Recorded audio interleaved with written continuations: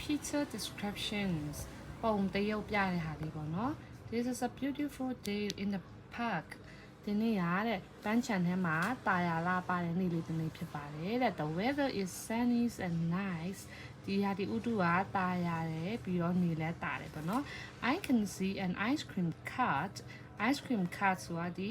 ရေခဲမုံလဲကလေးကိုမြင်နေရပါတယ်တဲ့ with a big red and white umbrella ထီးကြီးကြီးအနီရောင်နဲ့အဖြူရောင်ဆက်ထားတယ်ထီးကြီးကြီးမိုးထားတယ်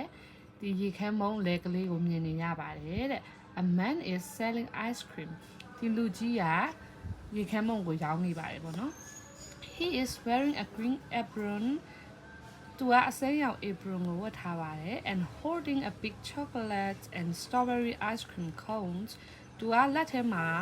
strawberry နဲ့ chocolate ကြော့ချွန်ပုံရေခဲမုံလေးတစ်ခုကိုကင်ထားပါတယ်တဲ့ရေခဲမုံအကြီးတစ်ခုကိုကင်ထားပါတယ်တဲ့ A little girl with brown pigtails ဒီကလေးမလေးရတဲ့အညိုရောင်စပင်လေးနဲ့ဒီဘာလဲ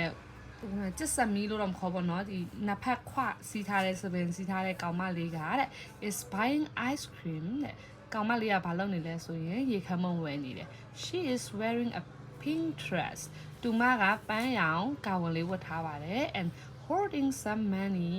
သူပတ်စံလေးတွေကင်ထားတယ်တဲ့လက်ထဲမှာတဲ့ in the background ဒီအနောက်ဘက်မှာကျတော့တဲ့ some children are playing on the swings တချို့ကလေးလေးတွေက